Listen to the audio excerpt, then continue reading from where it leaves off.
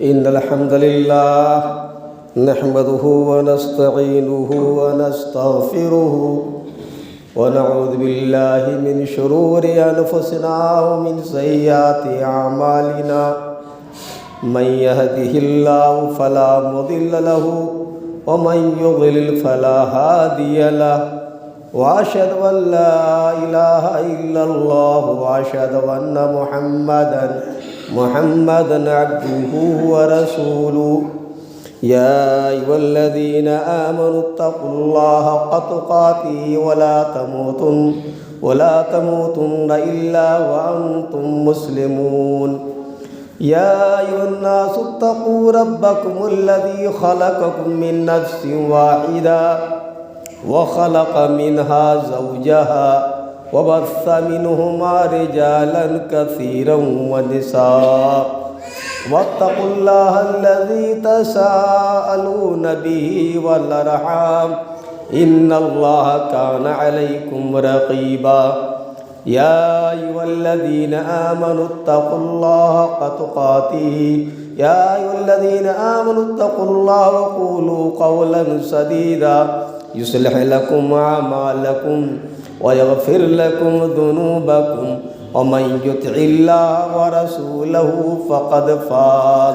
فقد فاز فوزا عظيما أما بعد فإن خير الحديث كتاب الله وخير الهدي هدي محمد صلى الله عليه وسلم وشر الأمور محدثاتها وكل محدثة بدعة وكل بدعة ضلالة وكل ضلالة في النار قال الله تعالى في كلامه المجيد لله ملك السماوات والأرض يخلق ما يشاء يهب لمن يشاء إناثا ويهب لمن يشاء الذكورا أو يزوجهم ذكرانا وإناثا ويجعل من يشاء وقيما وقال تعالى في موضع آخر وإذا الموءودة سئلت.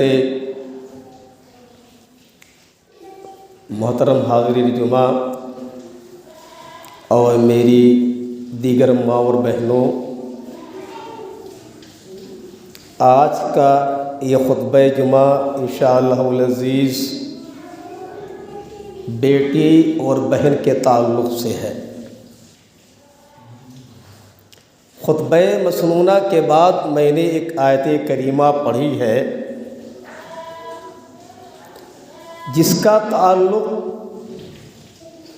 بیٹی اور بیٹے سے ہے، جس کا تعلق باجھ پن سے ہے. اللہ تبارک و تعالیٰ ارشاد فرماتا ہے آسمان و زمین کی بادشاہت اللہ تبارک و تعالیٰ کے لیے ہے، جو چاہتا ہے پیدا کرتا ہے، جسے اللہ تبارک و تعالیٰ چاہتا ہے بیٹیاں ہی بیٹیاں دیتا ہے، اور جسے چاہتا ہے بیٹے ہی بیٹے دیتا ہے، اور جسے چاہتا ہے بانجھ بنا دیتا ہے. اور اللہ تعالیٰ نے آگے فرمایا انہ علیم قدیر، او اللہ تبارک و تعالیٰ بہت جاننے والا اور قدرت والا ہے کہ کسی کو بیٹیاں ہی دے رہا ہے، کسی کو بیٹے ہی دے رہا ہے، کسی کو اللہ تبارک و تعالیٰ بیٹیاں اور بیٹوں دونوں سے نواز رہا ہے، اور کسی کو اللہ تبارک و تعالیٰ بانجھ بنا دے رہا ہے. میری ماؤں اور میری بہنوں، پردہ نشین خواتین، اگر یہ ذرا غور سے سنیں، میری مائیں اور بہنیں، اسلام کی بیٹیاں، آدم کی بیٹیاں اگر صرف اور صرف بچیاں پیدا کر دیتی ہیں، ساس کے تانے، شوہر کے تانے، نند کے تانے اور شوہر کے دیگر اقربا و عزت کے تانے، عجیب و غریب معاملہ یہ ہے، یہ عجیب غریب معاملہ ہے. میری ماں اور بہنوں کو قرآن مقدس کی اس آیت کریمہ کو ضرور پڑھنا چاہیے اور اپنی عقل کو ٹھکانے لگانا چاہیے۔ شوہروں کو جن کے گھر لڑکیاں اور لڑکے نہیں ہو رہے ہیں، جن کی بیویاں باج ہیں، ان شوہروں کو اس آیت کریمہ کو پڑھنا چاہیے کہ کوئی اس آیت کریمہ کا نازل کرنے والا رب کائنات، رب ذوالجلال، رب قہار ہے۔ لہذا اے تانا دینے والوں، اے شوہروں، برا بھلا کہنے والوں، اپنی عقل کو ٹھکانے لگاؤ۔ حضرات گرامی، عجیب و غریب معاملہ ہے۔ جب بیٹی پیدا ہوتی ہے، عجیب و غریب منفی سوچ ہے آج کے سماج میں، بیٹی پیدا ہوتی ہے تو کہا جاتا ہے اللہ کے فیصلے سے ہم راضی ہیں، اللہ کو ہی منظور تھا۔ نعوذ باللہ من ذالک، لگتا ہے آپ کے گھر کوئی حادثہ ہو گیا، آپ کے گھر کوئی مر گیا، آپ ایکسیڈنٹ کا شکار ہو گئے۔ اس طرح کہا جاتا ہے اللہ کو جو منظور تھا وہ ہم اس کے فیصلے سے راضی ہیں، اور تقدیر میں ایسے ہی لکھا تھا۔ یہ بیٹیوں کی پیدائش کے موقع پر کہا جاتا ہے، گویا کہ مبارکبادی دینے کا انداز بیٹوں میں الگ ہوتا ہے اور بیٹیوں میں الگ ہوتا ہے، لہٰذا یہ تفریق اسلام میں جائز نہیں ہے۔ اور بیٹیوں کے بارے میں منفی سوچ آج کی سوچ نہیں ہے، بیٹیوں کے بارے میں نگیٹو سوچ آج کی سوچ نہیں ہے۔ دور جاہلیت کے اندر یہ سوچ تھی، دور جاہلیت کے اندر یہ سوچ تھی کہ جب بیٹی پیدا ہو جاتی تھی، تقریباً جب 6 سال کی عمر کو ہو جاتی تھی، جب چلنے پھرنے لگتی تھی، باپ پہلے گڈھا کھود آتا تھا، اس کے بعد اپنی بیوی سے کہتا تھا اس بچی کو کپڑے پہنا دو، اس کے رشتہ دار کو لے جانا ہے۔ اور جب باپ باغیچے میں باغ میں پہنچتا، اپنی بیٹی سے کہتا بیٹی ذرا دیکھو کیسا ہے، یہ دیکھو کیا چیز ہے۔ بیٹی دیکھتی اور باپ پیچھے سے دھکا لگا دیتا، بیٹی اسی میں گر جاتی، اور یہ باپ، یہ ظالم باپ اپنی بیٹیوں کو، بیٹی کے اوپر مٹی کو رکھ دیتا تھا، بیٹی چلاتی چیختی رہتی تھی۔ یہ اسلام سے آنے سے پہلے، یہ جہالت کے دور میں، اسلام سے آنے سے پہلے جہالت کے دور میں عرب کنٹریز کے اندر یہ چیز رائج تھی۔ قیس بن عاصم رضی اللہ تعالیٰ عنہ اسلام لائے، اسلام لانے کے بعد کہا اللہ کے رسول صلی اللہ علیہ وسلم، جب میں وَإِذَا الْمَوْءُودَةُ سُئِلَتْ کو پڑھتا ہوں میری عجیب و غریب حالت ہو جاتی ہے۔ اللہ کے رسول نے کہا اے قاسم کیوں ایسا ہے؟ کہا اللہ کے رسول، میں نے اپنی 8 بیٹیوں کو زندہ درگور کیا ہے۔ کون تھے؟ قیس بن عاصم رضی اللہ تعالیٰ عنہ اپنی 8 بیٹیوں کو زندہ درگور کر دیے تھے۔ کہا اللہ کے رسول جب میں یاد کرتا ہوں میری عجیب و غریب حالت ہو جاتی ہے، میری عجیب و غریب حالت ہو جاتی ہے۔ تو مطلب کہنے کا یہ ہے کہ اسلام کی آنے سے پہلے تو منفی سوچ تھی ہی، اور آج بھی منفی سوچ ہے، آج بھی نگیٹو سوچ ہے۔ ماں کے پیٹ کے اندر ہی بچی کو ختم کر دیا جاتا ہے، ماں کے پیٹ کے اندر دوا کے ذریعہ اگر بچی پتہ لگ گئی بچی کو ختم کر دیا جاتا ہے۔ میری ماؤں، میری بہنوں، میرے بھائیوں، بزرگوں، وَإِذَا الْمَوْءُودَةُ سُئِلَتْ، جب زندہ درگور لڑکی سے سوال کیا جائے گا، اس میں یہ چیز داخل ہے، یہ زندہ درگور کرنا ہے۔ فرق یہ ہے اسلام میں آنے سے پہلے یعنی پیدا ہونے کے بعد درگور کرتے تھے، اور ماں کے پیٹ میں درگور کر دیا جاتا ہے، ماں کے پیٹ میں مار دیا جاتا ہے۔ اسی لیے قانوناً ہمارے وطن عزیز ہندوستان کے اندر یہ بتانا جرم ہے، ڈاکٹر کبھی بھی نہیں کہتا ہے کہ رحم مادر میں، بچے دانی میں بچہ یا بچی یہ قانون ہمارے وطن عزیز میں یہ بتانا الٹرا ساؤنڈ کے ذریعہ یہ جرم ہے۔ حضرات گرامی، جب قیامت کا نقشہ اللہ تبارک و تعالیٰ نے سورہ تکویر میں کھینچا ہے، میری ماں بہنیں تم بھی سنو، اللہ تعالیٰ نے قیامت کا عجیب و غریب نقشہ سورہ تکویر میں کھینچا ہے۔ سورہ تکویر یعنی اذا الشمس کورت واذا النجوم انکدرت واذا الجبال سیرت واذا العشار عطلت واذا الوحوش حشرت واذا النفوس زوجت واذا الموءودة سئلت بأي ذنب قتلت۔ جب قیامت قائم ہوگی، اولین و آخرین کا اجتماع ہوگا، جب یہ پہاڑ چلائے جائیں گے، یہ سورج لپیٹ لیا جائے گا، یہ تارے بے نور ہو جائیں گے، قیامت کا جب بھیانک منظر ہوگا تو آپ نے جن بچوں کو اپنی بیوی کے پیٹ ہی میں مار ڈالا ہے، آپ سے پوچھ تاچھ ہوگی، اس بچی سے پوچھ تاچھ ہوگی کہ اے بچی، جب پتہ چل گیا تھا الٹرا ساؤنڈ کے ذریعہ کسی طریقے سے تیرے باپ نے، تیری ماں نے تجھے پیڑ کے اندر کیوں مار دیا تھا؟ قیامت کے دن کیا جواب دے ہوئے؟ لہذا میری ماں سنو، میرے بھائیو سنو، اس گندی حرام ناجائز عادت سے بچنا ضروری ہے۔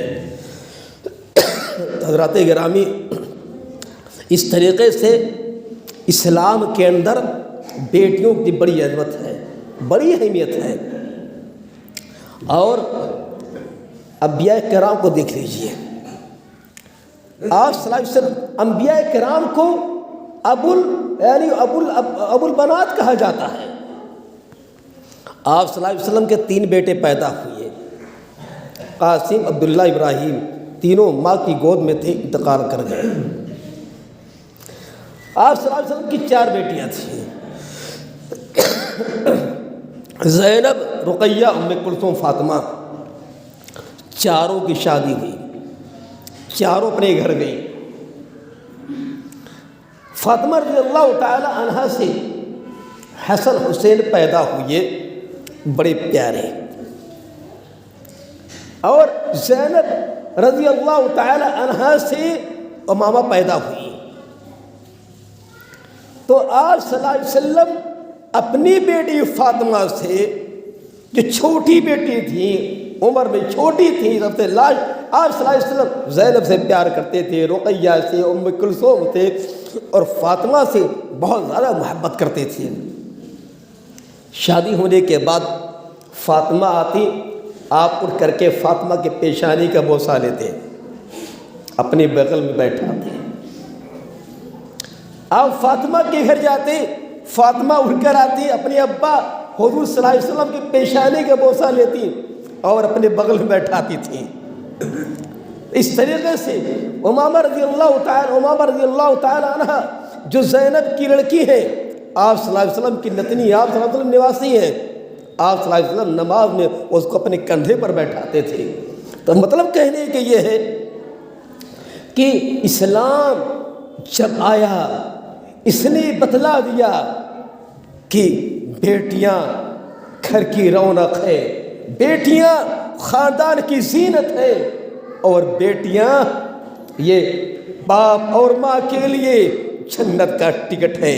یہ بیٹیاں یہ جہنم سے یہ پردہ کر دیتی ہے۔ حضرات، اللہ تعالیٰ فرماتا ہے، ارشاد ہے کہ اللہ کی کیا آپ کی یہ شریعت میں آیا ہے، من ابتلیا بشیء من ابتلیا بالبنات بشیء فاحسن الیہن کننا لہ سترا من النار۔ اس حدیث پہ غور کیجیے گا اور اچھی طرح سنیے گا۔ ارشاد ہے، من ابتلیا بشیء من البنات فاحسن الیہن کننا لہ سترا من النار۔ جو بیٹیوں کے ذریعہ کچھ بھی پریشانی میں مبتلا کر دیا گیا، یہ پہلا جملہ۔ فَأَحْسَنَ إِلَيْهِنَّ، اور مبتلا ہونے کے بعد اس نے احسان کیا ان کے ساتھ۔ كُنَّا لَهُ سِتْرًا مِّنَ النَّارِ، یہ بیٹیاں جہنم میں جانے سے آپ کو روک دیں گی۔ لہذا اور ایک حدیث اور ہے، ایک حدیث میں آئے آپ صلی اللہ علیہ وسلم نے فرمایا من عال جاریتین دخلت انا وهو الجنۃ وضم اصابعہ۔ یہ آپ صلی اللہ علیہ وسلم نے فرمایا جس نے دو لڑکیوں کی دیکھ بھال کی، اچھی پرورش کی، میں اور وہ جنت میں داخل ہوں گے، اور اس طرح ہوں گے۔ آپ نے اپنی انگلیاں سٹا لی، کہا اس طرح ہوں گے۔ لہذا بیٹیوں کو بار نہ سمجھیں، بیٹیوں کو آپ بوجھ نہ سمجھیں۔ بالغ ہو جائے شادی ایرے غیرے سے نہ کر دیں، رشتہ اچھا ڈھونڈیں، رشتہ اچھا ڈھونڈیں، صرف مالداری مت دیکھیں، رشتہ اچھا ڈھونڈیں، ان کی صحیح تربیت کریں۔ یہ آپ کو معلوم ہونا چاہیے کہ آپ کی بیٹی جب آپ کے گھر سے جدا ہوتی ہے کتنی تکلیف آپ کو ہوتی ہے اور کتنا غم آپ کو ہوتا ہے۔ ماں کو اور باپ کو اس کا اندازہ انہوں نے ہے جنہوں نے بیٹیوں کی شادی کی ہے، کہ باپ کتنا روتا ہے، ماں کتنا روتی ہے، اور بیٹیوں کتنا روتی ہے، اس کا اندازہ انہیں ہوا ہے جنہوں نے شادی اپنی بیٹیوں کی کر لی ہے، اور جنہوں نے جو لڑکیاں اپنے گھر جا چکی ہیں۔ لیکن حضرات، یہ آنسو وقتی ہے، یہ آنسو وقتی بہن کا ہے، یہ آنسو وقتی ہے بیٹی کا، یہ آنسو ماں اور باپ کے وقتی ہیں۔ لیکن جب شادی کے بعد بیٹی سسرال میں رہنے لگتی ہے، اور جب باپ بیٹی کے چہرے پہ رونق دیکھتا ہے، اس کے لیے دنیا کی سب سے بڑی دولت وہی ہوتی ہے۔ لیکن اگر وہ باپ، اگر وہ ماں بیٹی کے چہرے، بیٹی کی آنکھوں میں اگر انہیں آنسو نظر آتا ہے، پریشانی ہوتی ہے، تو والدین کے لیے بہت دکھ کی بات ہوتی ہے، بہت دکھ کی بات ہوتی ہے۔ اس کا اندازہ انہیں ہے جن کی بیٹیاں گھروں سے جا چکی ہیں، جن کی بیٹیاں آرام میں ہیں، جن کی بیٹیاں تکلیف میں ہیں، انہیں اس بات کا زیادہ اندازہ ہے۔ حضرات گرامی، اب اس حدیث پہ آتے ہیں۔ آپ نے فرمایا من ابتلي بشيء من البنات فأحسن إليهن كنا له سترا من النار۔ لیکن اگر رشتہ آپ نے اچھا کیا ہے، شادی آپ نے اچھی کی ہے، لیکن اور آپ نے خوب ٹٹول کر شادی کی ہے، لیکن اگر خدا نخواستہ طلاق کی نوبت آ جاتی ہے، تو اس حدیث کو سامنے رکھیے گا کہ جو کسی بیٹی کے ذریعہ مصیبت کے اندر مبتلا کر دیا گیا، طلاق ہو گیا، بیٹی آپ کے گھر آ گئی، آپ کی بہن آپ کے گھر آ گئی، فَأَحْسَنَ إِلَيْهِنَّ، اور آپ نے اس بیٹی کے ساتھ، اس بہن کے ساتھ اچھا سلوک کیا، كُنَّا لَهُ سِتْرًا مِّنَ النَّارِ، یہی آپ کو جہنم میں جانے سے روک دیں گی۔ بات سمجھ آئی؟ یہ خیال ہے۔ لہذا میرے بھائیوں، میرے بزرگوں، میری ماں، میری بہنوں، طلاق شدہ لڑکی سے نفرتیں مت کیا کرو، طلاق شدہ لڑکی کیا قصور ہے، اس سے نفرتیں مت کیا کرو، اس حدیث کی یاد کرو، اس کے ساتھ سلوک کرو۔ حضرات گرامی، ہم باتیں بہنوں پہ آتے ہیں، ہم بہنوں پہ آتے ہیں۔ بہنوں کے سلسلے میں 3 واقعہ سنانا چاہتا ہوں۔ ایک واقعہ قرآن کی روشنی میں، اور ایک واقعہ حدیث کی روشنی میں، اور ایک واقعہ ابن حجر کے اقوال کی روشنی میں۔ جو فضیلت بیٹی کے پالنے میں ہے، بیٹیاں اگر جہنم سے بے بچا لیتی ہیں، اور بیٹیاں یہ جنت کا ٹکٹ ہے، یہی چیز سے اس کے لیے آتی ہے، کس کے لیے؟ بہنوں کے لیے آتی ہے۔ علامہ ابن حجر رحمۃ اللہ علیہ کا، حافظ ابن حجر رحمہ اللہ کا نام کون نہیں جانتا ہے؟ حدیث کا ہر طالب علم جانتا ہے، ہر عالم جانتا ہے۔ ابن حجر رحمہ اللہ کہ باپ کی جب وفات ہوئی، اس وقت ابن حجر رحمہ اللہ کی بہن موجود تھی، اور ان کی بہن ابن حجر رحمہ اللہ کی بہن ابن حجر سے صرف 3 سال بڑی تھی، صرف 3 سال بڑی تھی۔ چنانچہ ماں مر گئی، باپ مر گئے۔ ابن حجر رحمہ اللہ کو پروان دینے میں، ترقی دینے میں، اور بھی جان جائیے اگر بہن آپ کی ترقی پہ اتارو ہو گئی ہے تو انشاءاللہ آپ کو ترقی ملے گی۔ ابن حجر رحمہ اللہ کی بہن نے اپنے بھائی کو ترقی دینا چاہا، پروان دینا چاہا، صرف عمر میں آج 3 سال بڑی ہے۔ چنانچہ ابن حجر بڑے ہوئے، یہاں تک کہ ابن حجر رحمہ اللہ نے فتح الباری شرح لکھی، جو صحیح بخاری کی شرح ہے۔ اللہ کی کتاب کے بعد سب سے پیاری کتاب اگر دنیا کے اندر ہے تو صحیح بخاری ہے، اس کی شرح فتح الباری لکھی، اور فتح الباری جیسی شرح کوئی نہیں پائی جاتی، فتح الباری جیسی شرح سنی نہیں گئی۔ ارے گویا کہ صحیح بخاری کی سب سے صحیح اور جامع اور بہترین شرح اگر ہے فتح الباری کی ہے۔ فتح الباری ہے کس کی ہے؟ حافظ ابن حجر نے کی ہے۔ حافظ ابن حجر رحمہ اللہ کو بنانے میں، سنوارنے میں کس کا کردار؟ ان کی بہن کا کردار۔ ابن حجر رحمہ اللہ سے صرف 3 سال بڑی تھیں۔ غور سنیے، تاریخ جملہ سنیے ابن حجر کا۔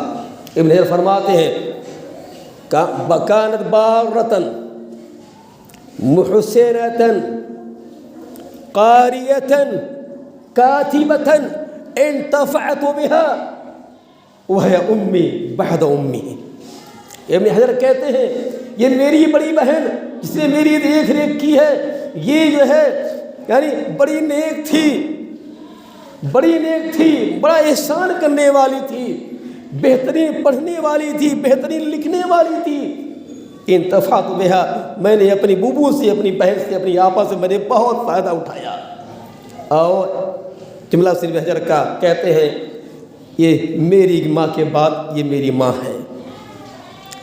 ابن حجر رحمہ اللہ نے اپنی بڑی بہن کو کہا وہی امی بعد امی، یہ میری ماں تو نہیں رہی، یہ میری ماں کے بعد یہ میری ماں یہ ہے۔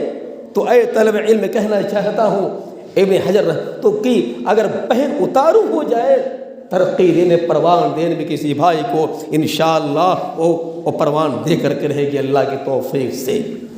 آئے دوسرا واقعہ سنتے ہیں، ہر جابر رضی اللہ عنہ کا واقعہ سنتے ہیں حدیث کی روشنی میں۔ جابر رضی اللہ تعالی عنہ کی 9 بہنیں تھیں۔ جابر رضی اللہ عنہ تنہا تھی، تنہا بھائی تھے۔ ماں کا انتقال ہو گیا، باپ کا انتقال ہو گیا، جابر رضی اللہ عنہ کے باپ کا انتقال ہو گیا۔ جب باپ کا انتقال ہونے لگا، باپ نے کہا جابر اپنے بہنوں کا خیال کرنا، اور باپ مقروض ہو کر دنیا سے گئے تھے۔ کوئی جابر رضی اللہ تعالی عنہ کو بجائے ورثہ ملنے کے قرضہ ملا تھا۔ چنانچہ اللہ کے رسول صلی اللہ علیہ وسلم جب اور بڑے ہوئے، اللہ کے رسول صلی اللہ علیہ وسلم کے ساتھ ایک سفر میں تھے۔ کہا جابر شادی کر لی؟ کہا ہاں اللہ کے رسول۔ کہا باکرہ سے کہ سیبہ سے، کنواری سے کہ بیوہ سے؟ کہا کہ بیوہ سے۔ آپ نے فرمایا جابر کیوں ہی باکرہ شادی کیے؟ کہا اللہ کے رسول صلی اللہ علیہ وسلم میرے پاس 9 بہنیں ہیں، میں چاہتا ہوں میری بہنوں کی کہ میری بہنوں کے سر میں کنگھا کون کرے گی؟ یہ بیوہ کرے گی نہ کہ باکرہ کرے گی۔ کون کپڑا دھلے گی، کون نہلائے گی، کون دیکھ ریکھ کرے گی؟ اللہ کے رسول صلی اللہ علیہ وسلم میں نے اسی لیے بیوہ شادی کیا، سیبہ شادی کیا، باکرہ شادی نہیں کیا۔ ایک اور سفر میں تو مطلب کہنے کے یہ کہ جابر رضی اللہ تعالیٰ عنہ نے اپنے بہنوں کی دیکھ ریکھ کی وجہ سے بجائے باکرہ کے سیبہ شادی کیا تھا۔ ایک سفر میں اور تھے جابر رضی اللہ تعالیٰ عنہ، اللہ کے سفر میں تھے۔ اللہ کے رسول صلی اللہ علیہ وسلم نے کہا اے جابر تمہارے پاس گھوڑا ہے، میں خریدنا چاہتا ہوں۔ جابر رضی اللہ تعالیٰ عنہ نے کہا ٹھیک ہے۔ معاملہ راستے میں طے ہو گیا، اور جب جابر رضی اللہ تعالیٰ عنہ مدینے پہنچے تو جابر رضی اللہ تعالیٰ عنہ نے وہ گھوڑا آپ صلی اللہ علیہ وسلم کے پاس بھیج دیا۔ آپ صلی اللہ علیہ وسلم نے جو گھوڑے کی قیمت دینی تھی آپ صلی اللہ علیہ وسلم پر جو اتنا واجب تھا، آپ صلی اللہ علیہ وسلم نے گھوڑے قیمت کو بلکہ اور بڑھا کر کے ایک تھیلی میں رکھ دیا، اپنے ہاتھ سے، اپنے دست مبارک سے ایک تھیلی میں رکھ دیا۔ تھیلی میں رکھنے کے بعد بھیج دیا، قاصد کے ذریعہ بھیج دیا، جابر رضی اللہ عنہ کے پاس بھیج دیا۔ اس کے بعد کچھ ہی دیر بعد جابر رضی اللہ تعالیٰ عنہ کے پاس وہ اونٹ بھی بھیج دیا، یہ کہہ کر کے اے جابر یہ اونٹ تیرے لیے ہدیہ ہے۔ اب آئیے دیکھتے ہیں جابر رضی اللہ تعالیٰ عنہ کی نیت کا ثمرہ دیکھتے ہیں۔ جابر رضی اللہ تعالیٰ عنہ کے پاس جو تھیلی اللہ کے رسول صلی اللہ علیہ وسلم نے دی تھی، جابر رضی اللہ تعالیٰ عنہ اس تھیلی سے خرچ کرتے رہے۔ پورا دور صدیقی گزر گیا، عہد نبی بھی گزر گیا، اس تھیلی میں سے خزانہ کم نہیں ہوا۔ دور صدیقی گزر گیا، اس تھیلی سے بھی خزانہ کم نہیں ہوا۔ دور عمری گزر گیا، اس تھیلی میں سے خزانہ یعنی ختم نہیں ہوا۔ دور علوی گزر گیا، اس تھیلی سے خزانہ یعنی ختم نہیں ہوا۔ اور معاویہ رضی اللہ تعالیٰ عنہ کا دور گزر گیا۔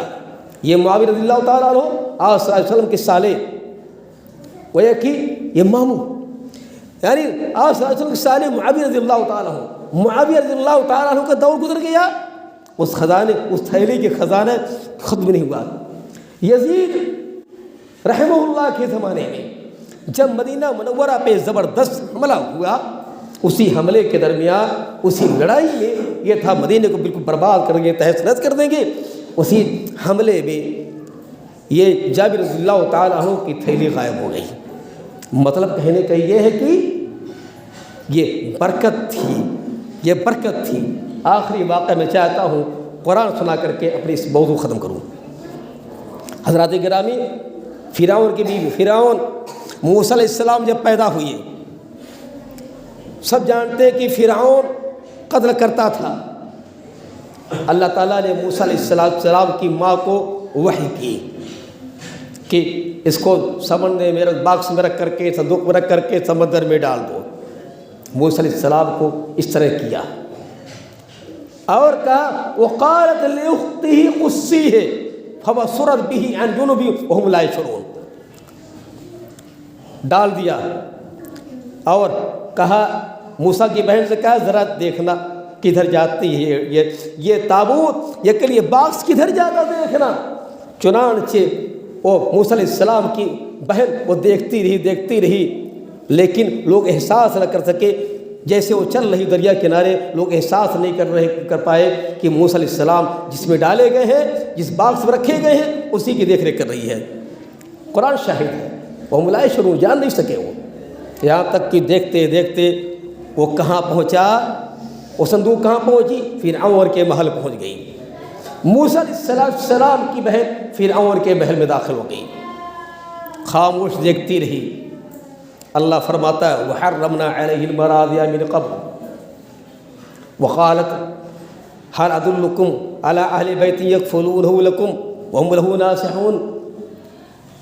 دائیاں آئیں دودھ پلانے کے لیے، یہ موسیٰ علیہ السلام پہنچ کرے دربار فرعون میں، یہ رونے لگے، رونے لگے، بھوک سے پریشان ہیں۔ فرعون نے چاہا کہ لاؤ تو قتل کر دیں۔ کیا کہا فرعون کی بیوی نے، آسیہ رضی اللہ تعالی عنہ نے کیا کہا کہ قرۃ عین لی ولک، ارے اے شوہر فرعون، یہ میری آنکھوں کی ٹھنڈک ہے اور تمہاری آنکھوں کی ٹھنڈک ہے، لا تقتلوہ، اسے مت قتل کرو، عسى ان ينفعنا او نتخذه ولدا، ارے ہم اس کو لڑکا بنا لیں گے، یہ ہمیں کام آئے گا۔ چنانچہ چھوڑ دیا گیا۔ اس کے بعد دائیاں آئیں، ہر ایک دودھ پلانا چاہا، قرآن کی روشنی میں دودھ پلانا چاہے۔ کسی کی چھاتی کو موسیٰ علیہ السلام پکڑ نہیں رہے تھے، پریشان تھے لوگ۔ فرعون کی بیوی کا حکم، اس کو قتل نہیں کرنا ہے۔ فرعون بیوی کا خیال، اے فرعون یہ میری آنکھ ٹھنڈک اور تیری آنکھ ٹھنڈک ہوگا۔ چنانچہ کہا، یہ مشیرہ خاموش تھی، اور کیا کہا، هل ادلکم علی اہل بیت یکفلونہ لکم وهم لہ ناصحون، ارے میں تجھے بتلا نہ دوں تم لوگوں کو یہ گھر کو، جو جس بچے کی کفالت تمہارے لیے کرے گا، جملہ یاد کی، اس بچے کی کفالت تمہارے لیے کرے گا اور وہ سب سے خیر خواہ ہوں گے۔ چنانچہ کہا بلا لاؤ۔ یہ موسیٰ علیہ السلام کی بہن دوڑتی ہی ماں کے پاس آئی، کہا امی جان چلیے چلیے چنانچہ موسیٰ علیہ السلام کی ماں جو ہی آئیں اور فرعون کے درباری انہیں معلوم کہ یہ بہن بھائی یہ بیٹا ماں ہے، چھاتی لگایا، موسیٰ علیہ السلام نے فوراً دودھ پی لیا۔ اس کے بعد کیا کہا، فرعون بذات خود کہہ رہا ہے موسیٰ علیہ السلام کی ماں سے کہ تم اسی محل میں رہو اور دودھ پلاؤ، بچی کی تربیت کرو تاکہ صحیح تربیت ہو سکے، صحیح دیکھ ریکھ ہو سکے۔ کیا کہا موسیٰ علیہ السلام کی ماں نے کہ میرا شوہر ہے، میرے بچے ہیں، میں گھر جانا چاہتی ہوں۔ چنانچہ موسیٰ علیہ السلام کی ماں کو اور موسیٰ علیہ السلام کی بہن کو فرعون نہیں جانتا، تینوں سب ایک ہے۔ چنانچہ ان کو موسیٰ علیہ السلام کو ان کی ماں کے ساتھ، بہن کے ساتھ گھر واپس کر دیا گیا اور ماہانہ وظیفہ بھی دیا گیا۔ مطلب کہنے کا یہ ہے، ایک بہن کا کردار کیا ہے بھائی کے تحت۔ لہذا جو فضیلتیں بیٹی کی تربیت میں ہیں، یہی فضیلتیں بہن کی تربیت بھی ہے۔ لہذا کہنے کا مطلب یہ ہے، بہن اور بیٹی کو بوجھ نہ سمجھیں۔ خلاصہ کلام، یہ آپ کے لیے جنت کا ٹکٹ اور جہنم سے پردہ ہے۔